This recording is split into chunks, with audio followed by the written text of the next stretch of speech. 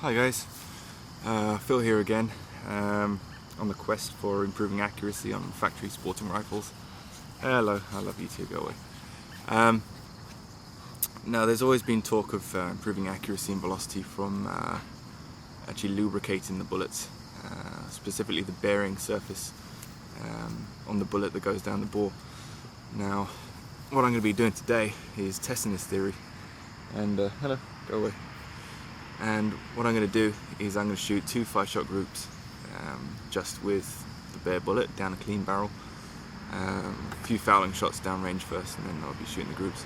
And what I'm going to do is clean the barrel, just push through a patch, and then I'm going to be shooting two 5-shot groups with a touch of white lithium grease, okay, which is supposedly good at dealing with high pressures and high heat, so for this purpose it's pretty good.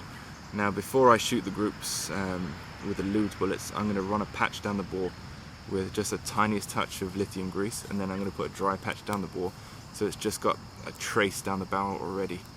Then what I'm going to do is clean the bore again, degrease it thoroughly, and then what I'm going to do is shoot two 5-shot groups, this time with a powdered Teflon lubrication. It's a dry lube, it goes on wet, and 22 bullets, nothing interesting, there's no food.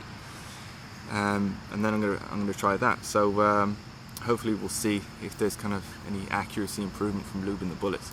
Now if I find that there is some accuracy improvement from one of the different types of lubrication, I'm then going to try the next stage, which is actually checking the thickness of the rim.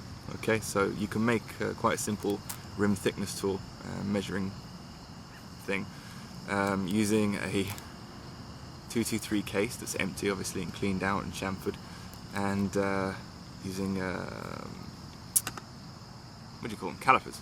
Okay, I'll show that in another video how to do that. And then also what I'm going to do then is find the most numerous rim thickness size, and then I'm going to be weighing them, so anything that's too heavy or too light out of a specific range, I'll be discarding them, and what I'll have is the most consistent type of ammunition possible out of the factory. So consistent rim thickness, consistent weight, and if there's an improvement from accuracy from lubing them, hopefully I'll have something pretty accurate. Now as it stands, this rifle is a Savage Mark II G22 long rifle, obviously. Previously it shot an average 3-shot group of just under an inch, maybe 0.8 of an inch, and an average 5-shot group of about 1.25 inches. With the 5-shot groups, mostly, occasionally you'll tend to get a flyer, probably, you know, something from the factory, not enough powder or too heavy a bullet, or something misshapen or out of round, and it will open it up to, you know, 1.5 inches, 1.75 inches. So what I'm going to try and do is I want to get a consistent 5-shot group under an inch at 50 yards, and that is my goal. So today that's what I'm going to be doing. Okay, now since I last tested it, I have made a few changes to help the accuracy along a little bit. I've bedded the action with an epoxy compound up to about the first inch of the barrel, then the rest is completely free floated, generously free floated, so there's no chance of the forend touching the barrel, changing the harmonics. I've also bedded the scope rings. Okay, I've installed the scope rings first, put the bedding compound, put the scope on, so there's no stress induced from the scope itself to the action, which is, I wouldn't say it's flimsy, but it's not like a centerfire rifle action, it's not stiff, so hopefully we'll see some improvement there. Other than that, trigger job, what else have I done? Loctited all the nuts and bolts, etc., so nothing's going to come loose, so hopefully we can get a little bit more accuracy out of it, and that's that. Okay, so what I'm going to do is shoot some groups, and then I'll show you what it turns out like.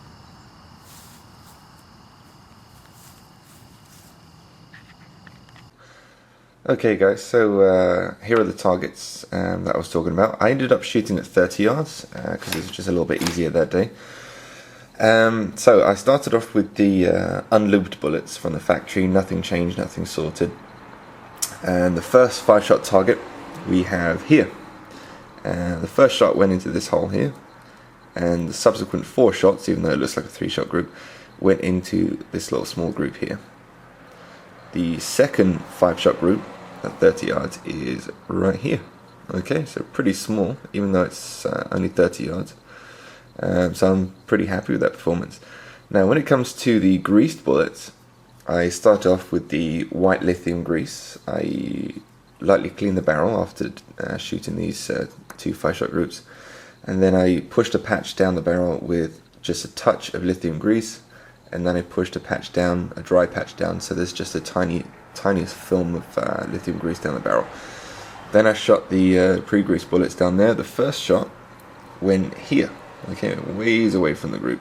Okay, first firing shot, and then the next 4 shots went in this little string here, this little group. The second group I shot with the white lithium grease bullets is this one here. Okay, so again, a really small group. Okay, but not really any smaller than the unlubed bullets. Okay, but one thing I did notice is all the lubed bullets are very slightly higher up than the unlubed one, indicating there is some small difference in velocity. But seeing as I'm shooting subsonic ammunition, I'm not too worried. I think it goes 1,050 feet per second, so it's just hovering below the speed of sound. Now, once I'd finished with the white lithium grease testing, I moved on to the 2 5-shot groups using Teflon, okay, or powdered Teflon.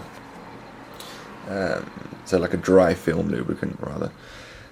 So once I finished with the lithium, I then cleaned the barrel, degreased the barrel, sparkling clean, put a patch sprayed with the Teflon down the barrel, rubbed it in a few times, then put a few dry patches in just so there's a tiniest film of Teflon.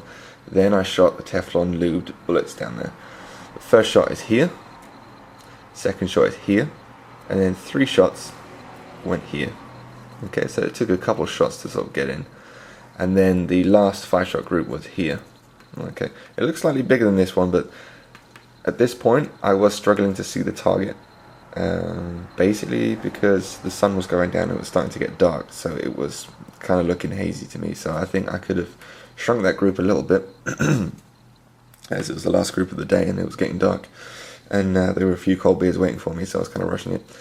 But other than that, you know, I can't see really much benefit in shooting lubed bullets. I'm going to be testing them again at 50 yards today and seeing if there is any real benefit to get from it. But I can't really see it unless I wanted, just that little bit more velocity. But then again, there are probably some bench race guys that might put a special lube on their bullet and they might see just, it might shrink just 1/10 of an inch more, and that might be the difference between winning and losing a competition. So in that application I can see the benefit, but for a hunting rifle where I'm looking for pretty decent accuracy, this kind of group at 50 yards, you can cover that with a Canadian 1-set coin quite easily, and I'm more than happy with that. So I'm going to test it 50 yards today. My original my goal was to have a 5-shot group under an inch at 50 yards, and let's have a look at the outside to outside edge. So this is not a center to center. Let's put down there. Come in here.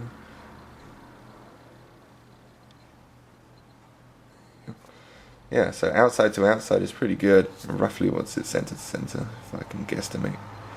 That goes in that one. Yeah, roughly center to center at 30 yards is that. So it's not exactly precise, but yeah, it's looking pretty good, so I'm happy with that. Thanks for watching.